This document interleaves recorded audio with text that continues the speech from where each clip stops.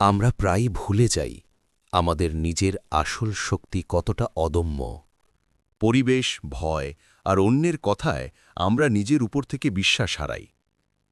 অথচ আমাদের প্রত্যেকের ভেতরেই ঘুমিয়ে আছে এক সিংহ, যে কেবল সাহস পেলে এক গর্জনেই পুরো পৃথিবীকে কাঁপিয়ে দিতে পারে। একসময় এক সিংহী শিকার করতে গিয়ে গুরুতর আহত হয়। প্রসবের সময় ঘনিয়ে আসায় দুর্বল শরীর নিয়ে সে একটা ভেড়ার পালের কাছাকাছি এসে পৌঁছায়। সেখানেই তার মৃত্যু হয়। কিন্তু ভাগ্যক্রমে ভেড়াদের মধ্যে তার ছোট্ট সিংহ শাবকটি একা পড়ে থাকে। দয়ালু এক ভেড়ি শাবকটিকে দেখে মায়ায় পড়ে যায় এবং তাকে নিজের বাচ্চার মতোই বড় করতে থাকে।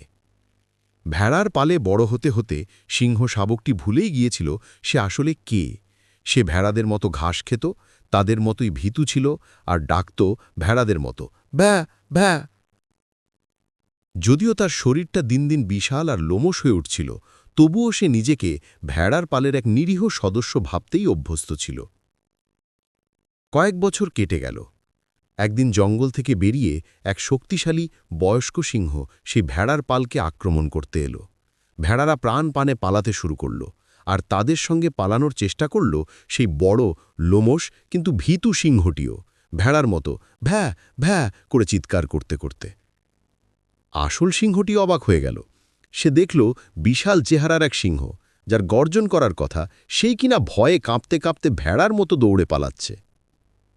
আসল সিংহটি ভেড়ার পালের পিছু না নিয়ে এই অদ্ভুত সিংহটির পিছু নিল এবং দ্রুত তাকে ধরে ফেলল। ভেড়ার মতো বড় হওয়া সিংহটি ভয়ে জ্ঞান হারানোর জোগাড়।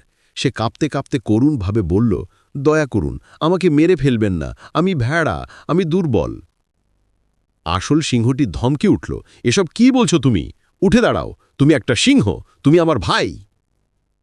ভেড়ার সিংহটি মিনতি করে বলল, না না, আমি ভেড়া, আমাকে যেতে দিন। বুড়ো সিংহটি বুঝল কেবল কথায় কাজ হবে না। সে ভেড়ার সিংহটিকে টেনে নিয়ে কাছেই একটা শান্ত স্বচ্ছ পুকুরের ধারে গেল। সে বলল, জলের দিকে তাকাও। ভেড়ার সিংহটি ইতস্তত করে জলের দিকে তাকালো। সেই প্রথম সে তার নিজের চেহারা দেখল।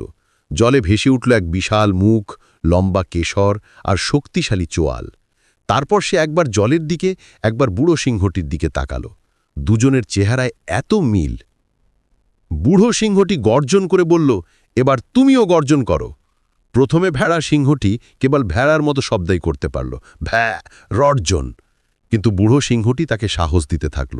অবশেষে বহু বছরের চেপে রাখা প্রকৃতি যেন মুক্তি পেল। ভেড়ার সিংহটি তার জীবনের প্রথম সত্যিকারের গর্জন করল। সেই গর্জনে পুরো জঙ্গল কেঁপে উঠল। এক মুহূর্তে তার ভেতরের সব ভয়, সব দুর্বলতা দূর হয়ে গেল। সে আর ভেড়া রইল না।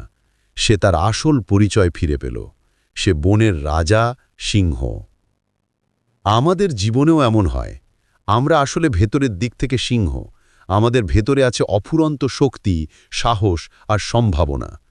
কিন্তু পারিপার্শ্বিকতা, সন্দেহ, ভয় বা অন্যের কথায় বিশ্বাস করে আমরা প্রায়শই নিজেদের ভেড়ার মতো দুর্বল আর নিরীহ ভাবতে শুরু করি। আপনার আসল শক্তিকে চিনতে শিখুন। আপনার ভেতরের রাজকীয় সত্তাকে জাগিয়ে তুলুন। অন্যরা কি ভাবছে তার জন্য ভ্যা ভ্যা না করে নিজের ক্ষমতার গর্জন করুন। কারণ আপনি ভেড়া নন, আপনি সিংহ।